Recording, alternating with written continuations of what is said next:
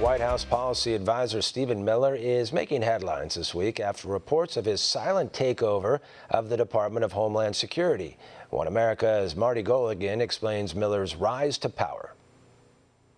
President Trump touts White House policy advisor Stephen Miller following criticism over his role regarding the purge at DHS. The president spoke to reporters Wednesday and defended his longtime aide over attacks from the left and dismissed reports he is pulling the strings at the Department of Homeland Security. Now, Stephen is an excellent guy.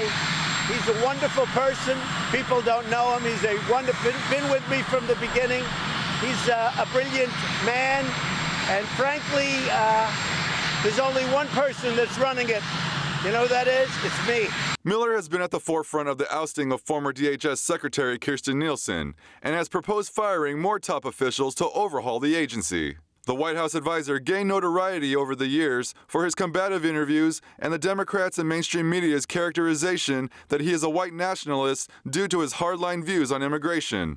That you think only people from Great Britain or Australia would speak English is so insulting to millions of hardworking immigrants who do speak English from all over the world. Jim, have you honestly never met an immigrant from another country who speaks English outside of Great Britain and Australia? Is that your personal experience? Of course there are people who come. But that's not what you said, and it shows your cosmopolitan bias.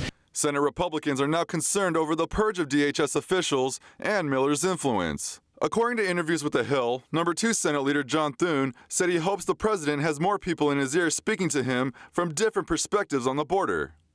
And Texas Senator John Cornyn said there are some people in the White House creating more problems for the administration by losing senior leadership. The lawmakers are worried about how the White House will tackle the crisis at the border after President Trump shifted most decision-making on DHS issues to Miller, who is the mastermind behind the president's immigration policies. We're going to do whatever is necessary to build the border wall to stop this ongoing crisis of illegal immigration. And that means this is a very, if it comes to it, absolutely. This is a very fundamental issue. At stake is the question of whether or not the United States remains a sovereign country, whether or not we can establish and enforce rules for entrance into our country. The Democrat Party has a simple choice.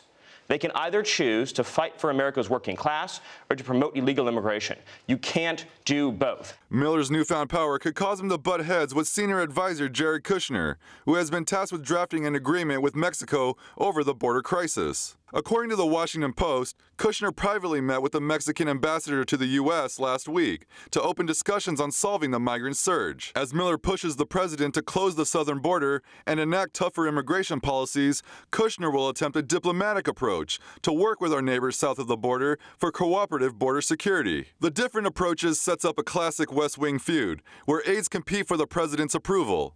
But critics say in order for Kushner to bring a deal to the president, he would need to get past Miller and seek his approval as well. Marty Golingan, One America News. Want to see more videos like this? Click on the link below and subscribe to One America News on YouTube, and call your cable provider and kindly demand that One America News is added to your lineup. Call and subscribe today.